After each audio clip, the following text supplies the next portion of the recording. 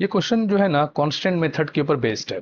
अब पूछा गया इस प्रॉब्लम में कि पूरे ब्लॉक 1 और ब्लॉक 2 के एक्सेलरेशन के बीच में क्या रिलेशन होगा। तो इस तरह के प्रॉब्लम को सॉल्व करने के लिए सबसे पहले हम लोग क्या करते हैं कि सेंटर से पुली का सेंटर ले लेते हैं और ब्लॉक का सेंटर ले लेते हैं, और वहां से सेंटर से दोनों के बीच का डिस्टेंस ले लेते हैं हम लोग। मान लो ये डिस्टेंस पहले हम लोग मान लेते हैं, यहाँ से यहाँ तक का डिस्टेंस, और एक डिस्टेंस यहाँ से लेते हैं इसके बीच का।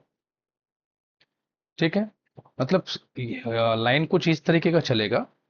यहाँ से लेते हैं, मतलब हाफ पुली से लगभग ऐसे यहाँ से, और फिर एक डिस्टेंस इसके इस ब्लॉक के सेंटर तक लेते हैं। तो ये वाला एक डिस्टेंस हो गया, दूसरा ये डिस्टेंस यहाँ से लेते हैं। तो इस डिस्टेंस का नाम हम लोग रख लेते हैं x1, और इसका नाम रख लेते हैं हम लोग x2।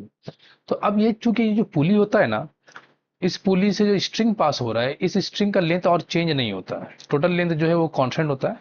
तो टोटल लेंथ एक्चुअली में यहाँ भी लेंथ आप लोगों को दिख रहा है, लेकिन इस लेंथ को हम लोग इग्नोर कर देते हैं। ठीक है, तो उस लेंथ को इग्नोर करने के बाद जो x1 प्लस x2 जो लेंथ बचता है उसी को हम लोग कैलकुलेशन में लेते हैं। तो हम लोग बोल सकते हैं कि x1 प्लस x2 का जो लेंथ है वो एक कांस्टेंट है।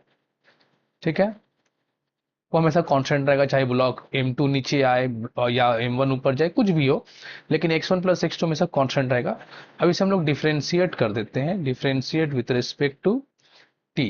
तो इससे क्या होगा, हम लोग को v1 मिलेगा, v1 plus v2 equal to 0।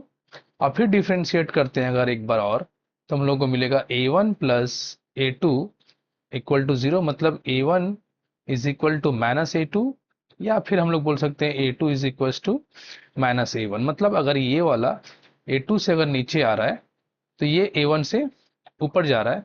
तो दोनों का जो मैग्नीट्यूड है वो सेम है, लेकिन डायरेक्शन रिवर्स है। a2 अगर नीचे पॉजिटिव ले रहे हैं हम लोग नीचे वाले डायरेक्शन को, अगर पॉजिटिव मान रहे हैं तो ऊपर वाला डायरेक्शन नेगेटिव।